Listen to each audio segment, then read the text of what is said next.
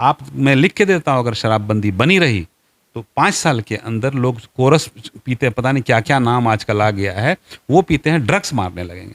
और कि विकास क्या होता है, हमारे मोदी जी भी विकास कर रहे हैं, देख ही रहे हैं कितना विकास हुआ। उसी तरह से नीतीश जी कर रहे हैं, हमारे यहाँ भी सब लोग विकास पुरुष वगैरह बने हुए हैं। यहाँ पे बिहार जो है पूरे भारत में सबसे नीचे है। किस मामले में? देखिए 42% अंडर वेट बच्चा है हमारे यहाँ। अब जैसे अब एक छोटा सा एग्जाम्पल देख रहे हैं कि आ रहे हैं मुख्यमंत्री जी, देखिए पूरा कितना क्लीन दिख रहा है सहरसा, थोड़ा आसपास की भी चीज़ें क्लीन दिख रही होंगी आपको। इसको, ये जमहूरियत नहीं है, ये डेमोक्रेसी नहीं है, ये जनता का राज नहीं है, ये राजा का राज है। एक बात जा करके यही सवाल पूछ लीजिएगा, कलाम थे क्या? मैं चैलेंज करता हूं कि 2 लाइन नहीं बोल पाएंगे जो कोसी के कलाम बोल रहे हैं अपने आप को। आप बख्तियारपुर से किसी दिशा में चले जाइए, आप सिमरी चले जाइए, आप डाक बंगला चौराहा होते हुए गंज पर चले जाइए, आप इधर से फिनसा चले आइए, रानी बाग चले जाइए, कहीं भी चले जाइए, बख्तियारपुर चौक से खड़े होकर के किसी दिशा की बात करते हैं, एक भी रोड आपको बनी हुई है क्या? एजुकेशन के मामले में कभी भी ये लोग सीरियस हो ही नहीं सकते, क्योंकि लोग पढ़े लिख लेंगे ना तो इनके जो जो जहनी गुलामी है ना उससे बाहर आ जाएंगे।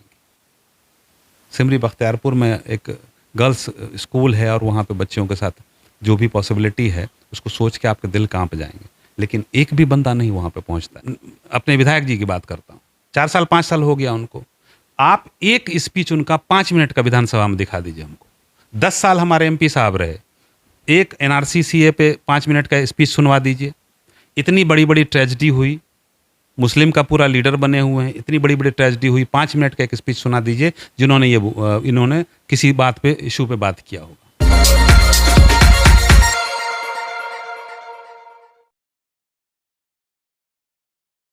नमस्कार, मैं हूं आकिब जावेद और आप देख रहे हैं द बॉस न्यूज़। अभी मैं सहरसा जिले के सिमरी बख्तियारपुर विधानसभा क्षेत्र में मौजूद हूं।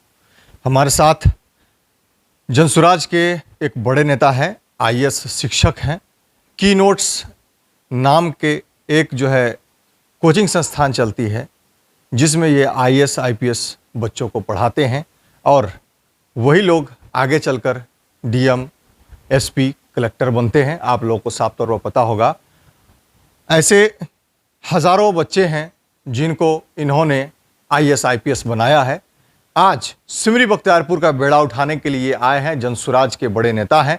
इन पर प्रशांत किशोर ने कहीं ना कहीं जो भरोसा जताया है, इनको फील्ड में भेजा है कि आप जाइए, आप तैयारी कीजिए। इनसे बात करके जानने का प्रयास करेंगे कि आखिर इनका विज़न क्या है, सिमरी बख्तियारपुर का डेवलपमेंट कैसे होगा, साथ ही साथ डेवलपमेंट कहते किसको है, इस बात पर भी हम चर्चा करेंगे। और बिहार में किस कदर जो है भ्रष्टाचार बढ़ा हुआ है, इसको लेकर के भी चर्चा करेंगे। सर, क्या कहना चाहते हैं? सबसे पहला सवाल तो ये है कि कल आप लोगों ने मीटिंग किया था जनसुराज को लेकर के, सर क्या मामला, उसमें क्या सर हुआ? 2 अक्टूबर को जनसुराज पार्टी लॉन्च हो रही है, तो हर डिस्ट्रिक्ट में हम लोग मीटिंग कर रहे हैं कि किस तरह से उस स्थापना दिवस को, स्थापना अधिवेशन को सक्सेसफुल, कामयाब बनाया जाए। तो उसी सिलसिले में हमारी कल डिस्ट्रिक्ट लेवल की मीटिंग हुई थी। उससे पहले स्टेट लेवल की कई सारी मीटिंग्स हो चुकी हैं, ब्लॉक लेवल पे भी मीटिंग हो रही है कि जितने लोग जाना चाहते हैं और जो जेन्युइन जाना चाहते हैं, ये नहीं कि हम लोग भीड़ इकट्ठा नहीं करना चाह रहे हैं, सिर्फ जो जेन्युइनली जो जनसुराज के, प्रशांत किशोर के आइडियोलॉजी से, जो आइडिया से उससे सहमत हैं, उनको ले जाने की कोशिश कर रहे हैं हम लोग। तो उन्हीं से बातचीत चल रही है और कैसे फिर ले जाया जाए, किस तरह से ले जाया जाए।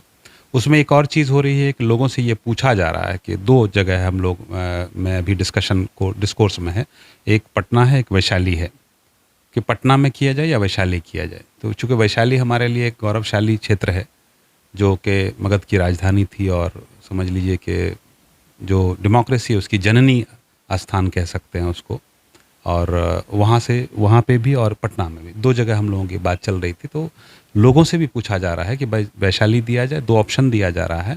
अब लोग जैसा बता रहे हैं, कुछ लोग वैशाली भी बता रहे हैं। ये बहुत अच्छी बात है कि कल जैसे हम लोग डिस्ट्रिक्ट में हाथ उठाए तो लगभग 40% लोगों ने वैशाली का नाम बताया। तो ये वैशाली के लिए बिहार की अहमियत बताता है, लेकिन 60% पटना बता रहे हैं। तो ज़्यादातर लोग पटना बता रहे हैं। वो चीज़ हुई। दूसरी चीज़ क्या थी कि इसका नाम क्या रखा जाए।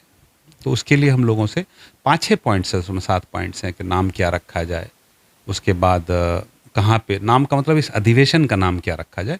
तो ज़्यादातर लोग जो है वो स्थापना अधिवेशन के नाम से सजेशन दे रहे हैं या कोई और सजेशन आप देना चाहते हैं तो लोगों से जनमत टाइप से कराया जा रहा है। सर एक बड़ा सवाल है, आप तो बड़े शिक्षक हैं, आप आईएएस आईपीएस को पढ़ाते हैं। सबसे बड़ा सवाल ये है कि कल प्रशांत किशोर जी ने कहा कि शराबबंदी को जो है हम, मेरी सरकार बनी तो 1 घंटे में हटा देंगे। सर क्या इससे परेशानी नहीं होगी क्या सर? देखिए, इसके पहले थोड़ा-सा मैं बैकग्राउंड में जाना चाहूँगा। जैसे नेहरू जी जब महालनोबिस के साथ इकोनॉमिक मॉडल इंडिया का तैयार कर रहे थे, तो उसके पीछे एक मॉडल था जिसका नाम था बॉडेविल्ले।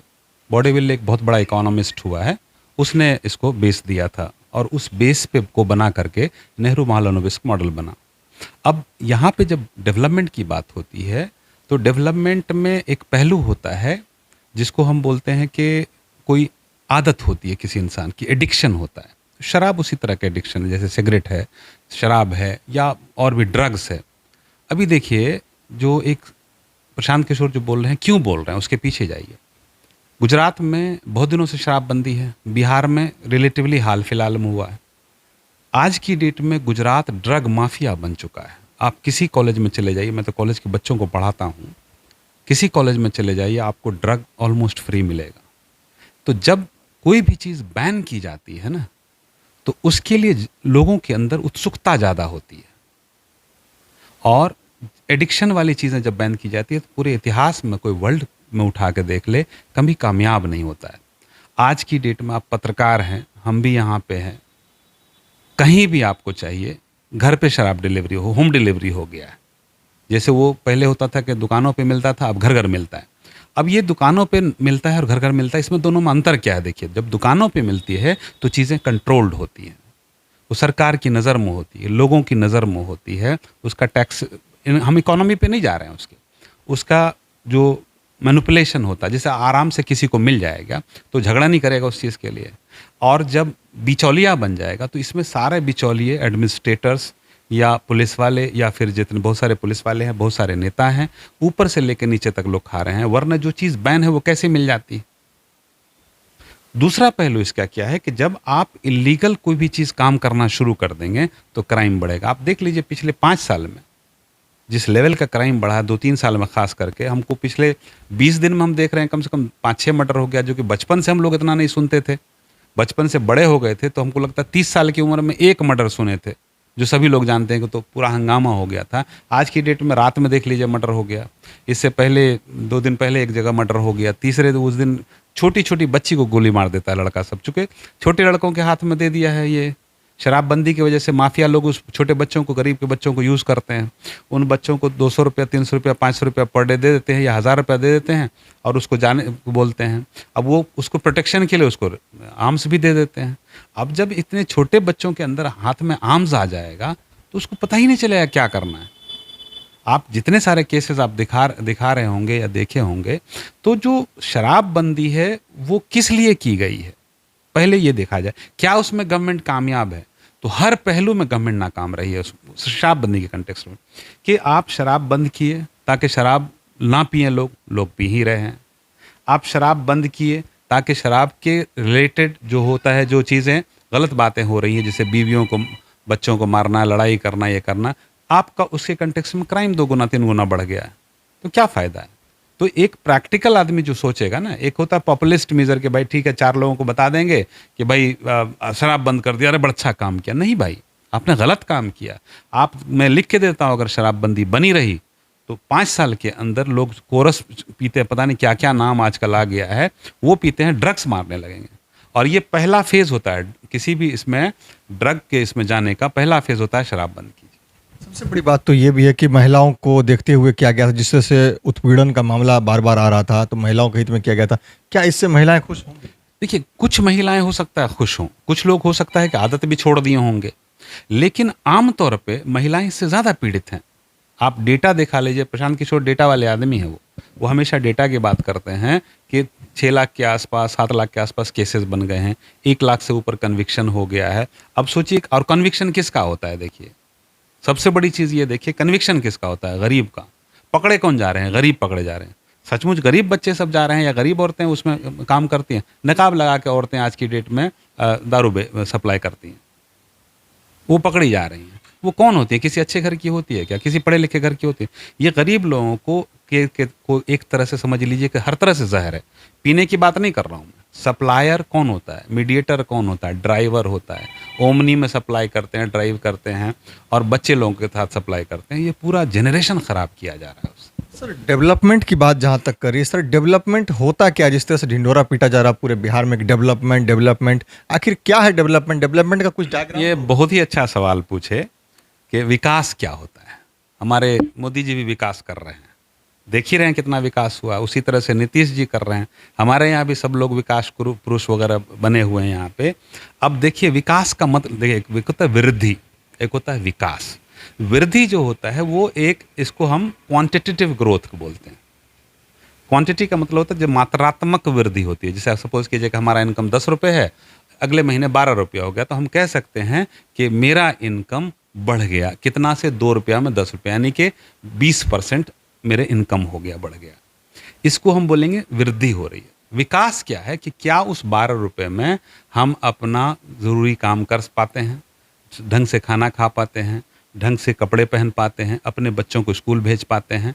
ये विकास का मतलब होता है होलिस्टिक, क्वालिटेटिव, कि हम अगर सड़कों पर चल रहे हैं, हमारा हेल्थ फैसिलिटीज़ है, स्कूल एजुकेशन है बढ़िया से, क्या नहीं है। अब हम आपको एक डेटा दिखाते हैं, अभी हम डेटा दिखाते हैं आपको, जो बिहार का डेटा है। बिहार आज की डेट में सोच लीजिए कि 48.3% जो बच्चे हैं यहाँ के 5 साल से कम के, वो स्टंटेड हैं।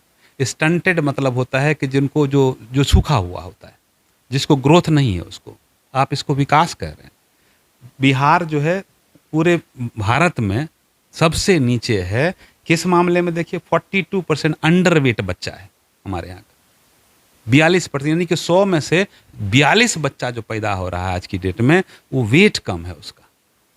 चूंकि प्रसव सही नहीं हो रहा है, खाने पीने का सही नहीं मिल रहा, इसको विकास बोलेंगे। होता क्या है यहाँ पे, ये लोग आते हैं सड़क, शहरों में थोड़ा सा ढिंडोरा पीटते हैं। अब जैसे अब एक छोटा सा एग्जाम्पल देख रहे हैं कि आ रहे हैं मुख्यमंत्री जी, देखिए पूरा कितना क्लीन दिख रहा है सहरसा। थोड़ा आसपास की भी चीज़ें क्लीन दिख रही होंगी आपको। इसको, ये जमहूरियत नहीं है, ये डेमोक्रेसी नहीं है, ये जनता का राज नहीं है, ये राजा का राज है। और हर जगह राजा है, देख लीजिए आप, चाहे स्टेट में देख लीजिए, सेंटर में देख लीजिए, चाहे अपने बख्तियारपुर में देख लीजिए। राजा का राज है और किसी का नहीं है। राजा जी आएंगे, राजा जी के लिए सब कुछ सजा जाएगा, दरी बिछाई जाएगी, कालीन बिछाया जाएगा, खाना अच्छा किया जाएगा, साफ़ सुथरा किया जाएगा, जंगल तंगल को काट दिया जाएगा और पर्दे लगा दिए जाएंगे। देखते थे नीतीश कुमार, ये मोदी जी का एक बहुत प्रचलित हुआ था जब डोनाल्ड ट्रंप आया था। हाँ हाँ, जब ट्रंप आए थे तो गरीब नहीं दिखे। वही है यहाँ पे भी, वही से सब लोग सीख गए हैं। ये जनता का राज कोई नहीं करता, ये सब राजा बने हुए हैं। और जनता अब जो है अगर जागेगी, और हम लोग जगा के छोड़ेंगे, जागेगी, तो इन सब राजाओं को जो है ना अपने घर में बैठना पड़ेगा। एक मामला और भी उजागर हुआ था, हालांकि कुछ दिन पहले एजुकेशन को लेकर के कुछ लोग अपने आप को जो है कोसी का कलाम कह रहे थे और उसमें बहुत ज़्यादा जो है वो एजुकेशन की बात की गई थी। लेकिन अब वो बच्चे लापता हैं, अभी पता नहीं चल रहा है कि कौन बच्चे कहाँ हैं, नहीं है। उसको लेकर के आपका क्या सोच? अच्छा, वो देखिए कोसी का कलाम, यार क्या मतलब, ये लोग कलाम साहब को भी क्या ये कर रहे हैं। एक बात जा करके यही सवाल पूछ लीजिएगा, कलाम थे क्या? मैं चैलेंज करता हूं कि 2 लाइन नहीं बोल पाएंगे जो कोसी के कलाम बोल रहे हैं अपने आप को, 5 लाइन नहीं बोल पाएंगे। आप विकास पे ही एक बार जाकर पूछ लीजिए कि विकास क्या होता है। मैं चैलेंज करता हूं कि उनको डिफ्रेंशिएशन पता नहीं होगा, चूंकि उनको मुख्यमंत्री जो हैं उनको भी पता नहीं है। उनको वृद्धि और विकास में फर्क नहीं आता, तो इनको क्या आएगा? ये होता है विकास का मतलब सड़क होता है नहीं, तो सड़क, विकास का मतलब वही बोल रहे हैं कि जो सड़क जानेंगे तो वही करेंगे। आप चलिए, विकास का मतलब क्या होता है? सबसे पहले क्वालिटेटिव ग्रोथ होता है, वृद्धि का मतलब क्वांटिटेटिव। सड़क क्यों बनाया जाता है? ताकि आप 25% ले सकें पीसी। सड़क क्यों बनाया जाता है? ताकि सरकार दिखा सके कि ग्रोथ हो रहा है। सड़क क्यों बनाया जाता है? जाके चीफ मिनिस्टर आए, आप कोई भी सड़क बोलिए, कौन सी सड़क बनी हुई है? आप बख्तियारपुर से किसी दिशा में चले जाइए, आप सिमरी चले जाइए, आप डाक बंगला चौराहा होते हुए गंज पर चले जाइए, आप इधर से फिनसा चले आइए, रानी बाग चले जाइए, कहीं भी चले जाइए, बख्तियारपुर चौक से खड़े होकर के किसी दिशा की बात करते हैं, एक भी रोड आपको बनी हुई है क्या? किस बात के बोल रहे हैं कि विकास किए हैं, ये चीज़ बना दिए, वो बना दिए। एजुकेशन के मामले में ये लोग कभी भी, बचपन से मैं जानता हूँ, मैं यहाँ से पला बढ़ा हूँ, सब कुछ बढ़ा, एजुकेशन के मामले में कभी भी ये लोग सीरियस हो ही नहीं सकते, क्योंकि लोग पढ़े लिख लेंगे ना तो इनके जो जो जहनी गुलामी है ना उससे बाहर आ जाएंगे। नहीं कर सकते ये लोग, कभी नहीं कर सकते। अगर इनका बस चले ना, एक लोगों को पढ़ने दे दें। जो अनम स्कूल में हो रहा है, आप काफ़ी अच्छा देखा मैंने कि आपने कवरेज किया उस चीज़ को। एनम स्कूल में कितने लोगों ने, आप बताइए, दिल से बताइए, किसी ने सीरियसली लिया इस चीज़ को? किसी ने, मैंने वर्तमान सांसद से बात किया, उसके बाद जो है मैंने पूर्व विधायक से बात किया, और भी सभी जनप्रतिनिधि, और जिनसे मैं नहीं बात कर पाया वहाँ तक भी वो वीडियो पहुँचा है, जानकारी पहुँची है, लेकिन आज तक किसी ने कार्रवाई करने की हिम्मत नहीं जुटाई, क्योंकि वोट खराब हो जाएगा। आप सोचिए, ये चीज़, वही चीज़ बता रहे हैं, वो वोट खराब होने की बात नहीं है। अगर आप जाते हैं दिल साफ करके तो वोट खराब नहीं होता आपका, क्योंकि आप राजनीति ही जाति की करते हैं, आप राजनीति ही धर्म की करते हैं। और प्रशांत किशोर इसी को तोड़ रहा है कि न धर्म चलेगी न जाति चलेगी। आप जिनविन बंदे हैं, जिनविन वोटर्स हैं, जिनविन इशू पे वोट होगा, और रियल डेवलपमेंट जिसको बोलते हैं ना, उस पर वोट होगा। आप एक बच्ची वहाँ पे रह रही है भाई, आप किस तरह का वहाँ पे केसेस हो रहा है या पॉसिबिलिटी है, सोच के डर लगता है। कि आप सोचिए कि उतनी सारी बच्चियां हैं, बख्तियारपुर का नाम बर्बाद हो जाएगा। सिमरी बख्तियारपुर में एक गर्ल्स स्कूल है और वहाँ पे बच्चियों के साथ जो भी पॉसिबिलिटी है उसको सोच के आपके दिल कांप जाएंगे। लेकिन एक भी बंदा नहीं वहाँ पे पहुँचता है, कोई भी कार्रवाई नहीं होती है। जो भी एक नॉर्मल जो कार्रवाई होनी चाहिए वो भी नहीं, और एक स्टेटमेंट नहीं निकलता इन लोगों। चूँकि दिक्कत वही है कि एजुकेशन से कोई मतलब नहीं है। हेल्थ केयर फैसिलिटी हम आप देख लीजिए कि आज की डेट में 21वीं शताब्दी में एक मर्डर था जो कल हुआ है, एक लेडी का। आप मतलब जो आप प्रेगनेंसी के इसमें दौरान किसी को मर्डर, मतलब जो एबॉर्शन के दौरान या इस तरह के दौरान आज की डेट में डेथ जो है मतलब रेयर है। इतनी सारी साइंटिफिक डेवलपमेंट हो चुकी है। आप हॉस्पिटल की हालत देखिए। तो हेल्थ और एजुकेशन, इसको सोशल इंफ्रास्ट्रक्चर बोलते हैं, सामाजिक आधारभूत संरचना बोलते हैं। जो एक्चुअल में विकास होता है वो यहाँ से होता है। एक होता है फिजिकल इंफ्रास्ट्रक्चर, भौतिक आधारभूत संरचना, जो सड़क की बात कर रहे हैं, पुल की बात। पुल के देखिए कितने बने कितने गिरे, वो तो आप दिखा ही सकते हैं। सारा चीज़ आप अच्छे से दिखाइए। 5-6 पुल जो है बने हैं, बड़े बड़े पुल बनते हैं बड़ी कंपनी से, वो कैसे गिर जाते हैं। फिजिकल इंफ्रास्ट्रक्चर का भी वही हाल है। मेन जो आधारभूत होता है वो होता है सोशल इंफ्रास्ट्रक्चर, सामाजिक आधारभूत संरचना। सामाजिक आधारभूत संरचना में सबसे ऊपर जो आता है एजुकेशन आता है, उसके बाद हेल्थ फैसिलिटी आई। मेरी अगर सेहत अच्छी है तो मैं एक लेबर हूँ, मजदूर हूँ, तो मैं बढ़िया से काम कर सकता हूँ। 8 घंटे के बजाय 10 घंटे काम कर सकता हूँ, मेरी इनकम बढ़ेगी। जब भी किसी व्यक्ति या फैमिली की इनकम बढ़ती है तो उसकी सेविंग बढ़ती है, बचत बढ़ती है। सेविंग बढ़ती है तो इकोनॉमी का प्रिंसिपल है, उससे निवेश बढ़ता है। जब निवेश बढ़ता है तो उत्पादकता बढ़ती है और वहाँ से विकास होता है। आज मेरे पिताजी ने मेरे ऊपर इन्वेस्ट किया, निवेश किया। कहाँ से किया? कुछ बता करके, कहीं से यह 4 आना बचा लिया, वो बचा लिया। उसके बाद जो नहीं बचा मैंने ट्यूशन पढ़ाया, अपने ऊपर निवेश किया, मेरे पिताजी ने अपने ऊपर निवेश किया। उस निवेश का ये योगदान हुआ कि आज हम इस लेवल पे हैं कि थोड़ा और पढ़े लिखों से ज़्यादा कमाते हैं। ठीक है, IAS की मैंने तैयारी की, 2 बार इंटरव्यू दिया, वो एक निवेश था। सिलेक्शन हो या नहीं, वो एक निवेश था मेरे ऊपर। तो यहाँ पे उसको विकास कहते हैं। अब मान लिया कि हमारे सामने रोड, घर के सामने सड़क बहुत अच्छी बन जाती और हम झुग्गी झोपड़ी में पले थे, आज भी हम झुग्गी झोपड़ी में पल रहे होते, तो मेरे लिए विकास का मतलब क्या है? कुछ मतलब ही नहीं था। तो जो विकास होता है वो समाज से होता है, व्यक्ति से होता है, परिवार से होता है। और विकास की आधारभूत संरचना लोगों को बताइएगा, और जब भी बताइएगा तो वो सामाजिक आधारभूत संरचना होती है, भौतिक आधारभूत संरचना नहीं होती है। और ये लोग कभी सामाजिक आधारभूत संरचना पे न ध्यान देंगे न बढ़ने देंगे। जिस तरह से आपने कहा कि हम लगातार डेवलपमेंट पर काम करेंगे, यहाँ तक देखिए पार्टी यहाँ पर जदयू है, राजद है, बीजेपी है, सभी लोग डेवलपमेंट की बात कर रहे हैं और सभी लोग कह रहे हैं कि बिहार को ऊपर ले जाएंगे। इसमें बीच में जनसुराज आकर के कहती है कि हम अलग ही कुछ करना चाहते हैं। तो ऐसा क्या अलग करना चाहते हैं? सेम वही चीज़ हम आपको बताएं, कोई अलग नहीं करेंगे हम लोग। जो करना चाहिए वही करेंगे। जिससे हम लोग जैसे लोग 10 लोग 50 लोग जो अपने इलाके में आज की डेट में किसी भी आदमी का नाम लीजिएगा तो दो ही तरह के लोग होंगे जिनको ढंग से आर्थिक स्थिति है, ढंग से सामाजिक स्थिति है। या तो वो एजुकेटेड हैं या वो कोई बिजनेस कर रहे हैं। ऐसा नहीं कि कोई हम लोग ऊपर से लाएं। मैं बताया ना कि जिस तरह से बॉडीबिल्ले है या स्मिथ का है या इस तरह के लोगों ने इकोनॉमिक मॉडल दिया है, प्रशांत किशोर उसी तरह से एक इकोनॉमिक मॉडल लेके आ रहे हैं। उसमें कोई नयापन नहीं है। बस मतलब आपका ये कहना है कि जिस तरह से मतलब काम करना चाहिए, सरकार काम कर नहीं रही है, वही काम हम करेंगे। नहीं, जो मॉडल एग्जिस्ट कर रहा है, प्रशांत किशोर पढ़े लिखे हैं और वो अपने पढ़े लिखे लोगों से वो इम्प्लीमेंट करवाएंगे। हमारे यहाँ ऐसा नहीं होगा कि जल संसाधन मंत्री हैं और उनको जल संसाधन का पता नहीं है। दिक्कत यहाँ पे है। मतलब जो आदमी 4 लाइन नहीं बोल सकता है वो अपने आप को यहाँ पे खुशी का कलाम घोषित किया हुआ। बताइए, ये एक बात बताइए कि 4 साल हो गया उनको, मैं अपने विधायक जी की बात करता हूँ, 4 साल 5 साल हो गया उनको। आप एक स्पीच उनका 5 मिनट का विधानसभा में दिखा दीजिए हमको। 10 साल हमारे एमपी साहब रहे, एक एनआरसी सीए पे 5 मिनट का स्पीच सुनवा दीजिए।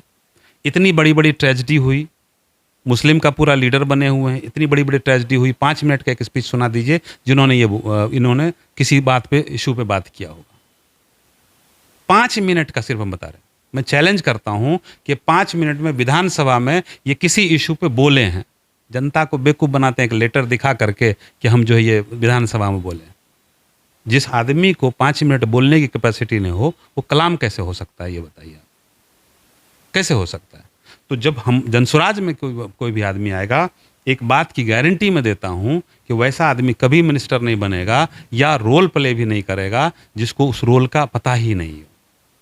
आप जाके आज की डेट में किसी से भी ले लीजिए, मोदी जी के गवर्नमेंट में, मोदी जी के पूरे मिनिस्टरशिप में आप देखिए, मिनिस्टर को किसी को पता है? स्मृति ईरानी 11th पास थी और वो बनती है क्या, एजुकेशन मिनिस्टर बनती हैं। वो क्या एजुकेशन का भला कर सकती है? सेम आप यहाँ पे देखिए, ज़्यादातर लोग ऐसे ही हैं कि जो आज तक अगर पिछले 30-40 साल में देख लीजिए तो जो मिनिस्टर बनते हैं उनको मिनिस्टर को फुल फॉर्म पूछिएगा तो नहीं पता होगा उनको। तो वही है, एक जनता को इसीलिए जाहिल रखा जाता है। इसीलिए सामाजिक आधारभूत संरचना का ये लोग विकास नहीं करना चाहते हैं कि अगर कर देंगे तो जनता विकास का मतलब जान जाएगी, और जैसे ही विकास का मतलब जानेगी तो फिर आपके विकास में पत्थर मारेगी वो, चूंकि वो डमरू है, फट जाएगा। और डमरू फटेगा तो जानते हैं कैसी आवाज़ आती है। एक बात की बहुत चर्चा हो रही है, कल से लगातार जो है ये हर जगह खबरें फ्लैश हो रही है और काफ़ी जो है सियासी पारा भी गर्मा गया पूरे बिहार का। प्रशांत किशोर ने अचानक एक नया पासा खेला है कि वो अपना जो संविधान बना रहे हैं पार्टी का, उसमें रिकॉल का ऑप्शन दिए हैं। मतलब कि अगर जनता को उसका प्रतिनिधि अगर पसंद नहीं आया तो वो 2.5 साल में वो रिकॉल कर लेंगे। मतलब अविश्वास प्रस्ताव का ये नया चीज़, ये क्या है? ये नया चीज़ नहीं है, इसी को डेमोक्रेसी कहते हैं, इसी को जमहूरियत कहते हैं, इसी को प्रजातंत्र जनता का राज कहते हैं। वो जो बोल रहे हैं, लोगों को इसलिए बहुत सारी चीज़ों पे यकीन नहीं हो रहा है, या जो खास करके नेता लोग हैं उसको निगेटिव बोल रहे हैं। बहुत सारे लोग ये बोल रहे हैं कि सामाजिक न्याय नहीं है और ये नहीं है। तो जब वो राइट टू रिकॉल कर रहे हैं, ये बेसिकली यही डेमोक्रेसी है। हम अगर कोई भी हमारे यहाँ सपोज कीजिए जनप्रतिनिधि है, जनप्रतिनिधि होता है, एमपी एमएलए कौन होता है? जनप्रतिनिधि होता है, जनता का प्रतिनिधित्व।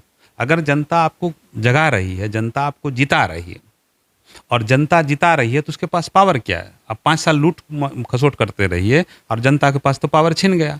तो फिर जनता क्या करती है? 4 साल 5 साल बेचारी एकदम गुस्से में रहती है, गम में रहती है, कोई अल्टरनेटिव नहीं रहता है, और उसमें जा करके अचानक 500 रुपया 1000 रुपया मुर्गा भात, जो प्रशांत जी बोलते रहते हैं, मुर्गा भात दे देंगे, खिला देंगे, या 500 रुपया दे देंगे, 200 रुपया पर वोट दे देंगे, चुरा के दारू पिला देंगे, तो आपकी जीत हो जाएगी। फिर 6 महीने के बाद जनता को जागती, अरे ये तो बड़ा गड़बड़ हो गया है, तो हमसे फिर तो बीच में रिकॉल जो है, राइट टू रिकॉल कलेजा चाहिए इसके लिए, वो सिर्फ प्रशांत किशोर ही कर सकता है। मैं लिख के देता हूँ, राइट टू रिकॉल का मतलब ये हुआ कि अगर जनप्रतिनिधि जनता के हिसाब से काम नहीं कर रहा है तो आधे वक्त में, चूँकि पहले हम लोग के साथ कई सारे प्रोग्राम बना के 1 साल के लिए किया जाए, या 2 साल के लिए किया जाए, या 3 साल के लिए किया जाए, तो उसमें बहुत सारे लोग सजेशन दे के, प्रशांत किशोर हर चीज़, एक अच्छी बात क्या है कि वो हर चीज़ डेमोक्रेटिक वे में करते हैं। सारे लोगों का एक ओपिनियन लेते हैं, कम से कम 4-5 ऑप्शन देते हैं कि भाई देखिए ये है, ये है, ये है, इसमें ये फ़ायदा है, ये नुकसान नुकसान है, ये फ़ायदा। आप बताइए कि 1 नंबर चुने, 2 नंबर चुने, हज़ारों लोग की भीड़ में वो उसको लेते हैं। तो 2.5 साल का इसलिए रखा गया कि 2 साल कम से कम काम धाम करने दीजिए, पता चले कि भाई वो बंदा कई बार 1 साल में पता ही नहीं चलता है। तो 2.5 साल तक अगर काम नहीं किया है और जनता चाहे तो उसको वापस ला सकते। ऐसे में तो भूचाल आ जाएगा, जितने नेताजी हैं वो तो बेरोजगार हो जाएंगे। नहीं, देखिए नेताजी की बात नहीं है, जनता की बात है। इसको जनता को समझना होगा। नेताजी कभी बेरोजगार नहीं होते हैं वो लोग, क्योंकि सब अभी दिक्कत क्या है ना कि सभी लोग बड़े-बड़े परिवार से हैं, सब ये हैं, सब इतना धन जमा कर चुके हैं कि वो लोग बाप रे बाप। आप पूरा देखिए, आपको पता ही होगा, आप तो इतने साल से इसमें हैं, तो लोग बहुत अमीर लोग होते हैं भाई। क्या लग रहा है बख्तियारपुर में जनसुराज की स्थिति कैसी? मुझे तो बहुत अच्छी लग रही है, जिस तरह से लोगों की जागरूकता बढ़ रही है। टफ है, चैलेंज है, बिल्कुल बहुत बड़ा चैलेंज है। इस चीज़ को आगे बढ़ाने में बहुत मेहनत पड़ रही है और पड़ेगी। कुछ चीज़ें ऐसी हैं जो एक मिथ को ब्रेक करना पड़ रहा है। अब कई बार होता है ना कि एक ज़ीरो से उठना आसान होता है, माइनस से उठना दिक्कत होती है। तो यहाँ पे कुछ लोगों ने इस तरह से जनता का ब्रेन वॉश कर रखा है कि समझाना कुछ बातों को थोड़ा टफ हो रहा है। लेकिन जैसे ही जनता समझती, इतना प्यार से साथ में आती है कि फिर उसको दुनिया की कोई ताकत, वो जो आखिरी दिन में भगाते, हम लोग तो देखे हैं ना पूरा भाई, जो लास्ट डे में कुछ पैसा दे करके और खूंटा टूट जाएगा और ये हो जाएगा, सब बहुत सारी बातें करा करके, डरा करके एक दिन पहले।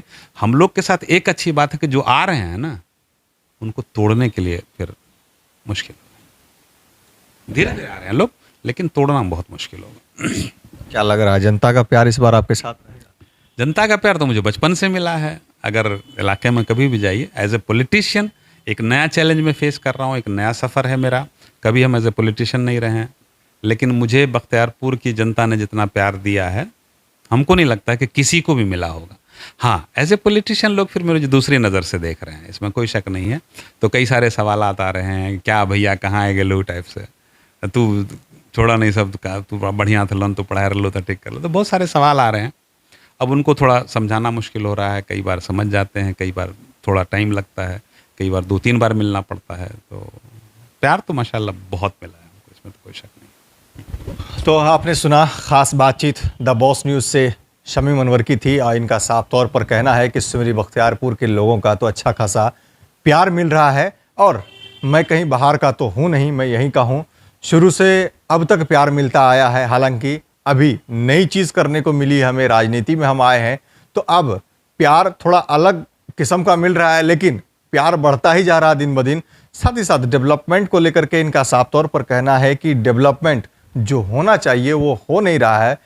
फालतू का, चाहे वो बिहार सरकार हो या सिमरी बख्तियारपुर के लोग हो या जनप्रतिनिधि हो, वो कहीं ना कहीं विकास का ढिंढोरा पीट रहे हैं, जो कि बिल्कुल गलत है। क्योंकि आप, सही बात इन्होंने कहा है कि मैंने कई वीडियो में कहा है कि सिमरी बख्तियारपुर कि आप चौराहे पर खड़े हो जाइए और अपनी आंखें अगर आप बंद कर लीजिए तो आपको जाने का रास्ता कहीं से आपको सही नहीं मिलेगा।